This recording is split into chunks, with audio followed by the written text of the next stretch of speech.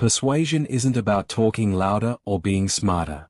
It's about controlling emotions, reading reactions, and guiding someone's mind without them realizing it. In high-stakes situations, like business deals, negotiations, or even personal relationships, words alone don't win. Strategy does. And when done right, persuasion feels effortless. The other person chooses what you wanted all along. Let's break down the psychological system behind persuasion that works almost every time. Not manipulation, but controlled influence. 1. Control the frame, control the game. Every conversation happens inside a frame, a mental lens that defines who's leading and who's following. The person who sets the frame controls how reality is perceived. For example, if you start a discussion saying, "Let's figure out if this is even a good fit for both of us," you've subtly positioned yourself as an equal, not a desperate persuader. You've framed yourself as the decision maker too. People respect those who don't chase approval. The second you adopt a calm, evaluative tone, you shift power. This works in business, dating, or leadership. Whoever defines the situation defines the outcome. Bottom line, the most persuasive people don't fight for dominance. They calmly hold the frame and make others step into it. 2.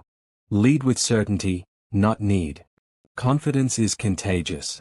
When you speak with calm certainty, people assume you know something they don't. But when you sound eager, defensive, or desperate to convince, the brain detects weakness. Persuasion starts before words are spoken. Your tone, pacing, and pauses communicate certainty. Say less, but say it slowly. Use silence as a weapon. It makes others lean in. Example, instead of saying, "You should really consider this offer, it's great." Say, "Here's what makes sense for you, based on what you said." That single shift changes you from seller to authority. Key move, confidence isn't loud. It's measured calmness under tension. High-stakes persuasion depends on who's less emotionally reactive. 3. Mirror minds, not words. Real persuasion happens when someone feels you get them.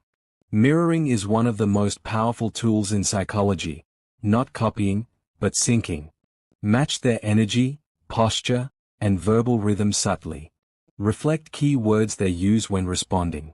If they say, "I just want something reliable," later mention, "That reliability you mentioned is the core of what this does." That tiny echo bypasses resistance. Their subconscious relaxes because it recognizes itself in you. The brain sees similar as safe.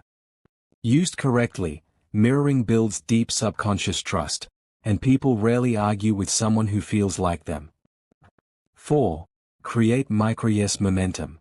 A yes at the end rarely comes out of nowhere. It's built through a chain of small agreements.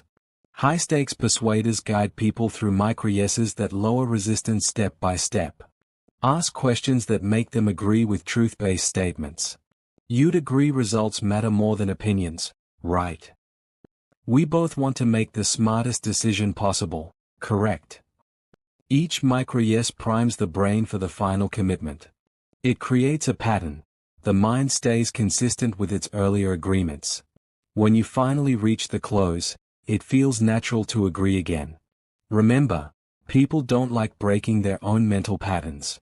Stack small agreements until the final yes feels inevitable. 5. Emotion before logic. People think they make decisions logically. They don't. The brain decides emotionally first, then uses logic to justify it. If you start with data, you lose attention. But if you start with emotion, fear, curiosity, status, desire, you engage the decision-making center instantly.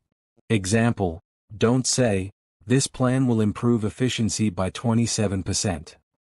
Say, "This plan removes stress, saves your team from burnout, and hits those results that actually get noticed." Same message, different path into the brain. Once emotion is triggered, then you back it up with logic. That's the 1-2 punch that wins high-stakes persuasion. 6. Give the illusion of control. The biggest mistake in persuasion is trying to force agreement. The human brain hates losing autonomy. It resists pressure instinctively. The trick? Give people choices that all lead to your goal. Instead of "will you buy?" say, "would you prefer to start with the full plan or test the smaller version first?" That question keeps them in control, even though both options benefit you. The illusion of choice keeps defenses down and pride intact. Rule: the more someone feels in control, the easier they are to lead. 7. Anchor with scarcity and time. Scarcity changes behavior instantly.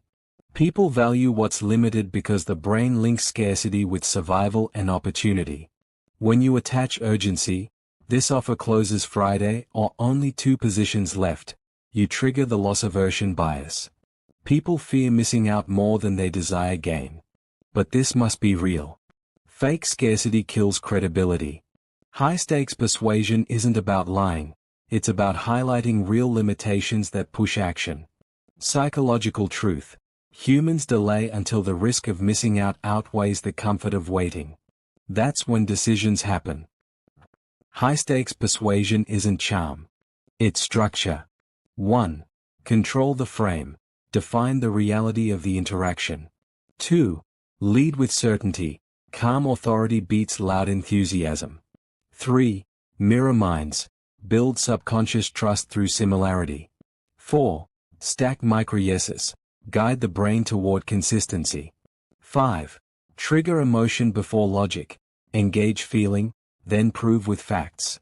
6. Give the illusion of control. Let them decide inside your structure. 7. Use scarcity honestly. Motivate action through real urgency. When you master these, persuasion stops being guesswork.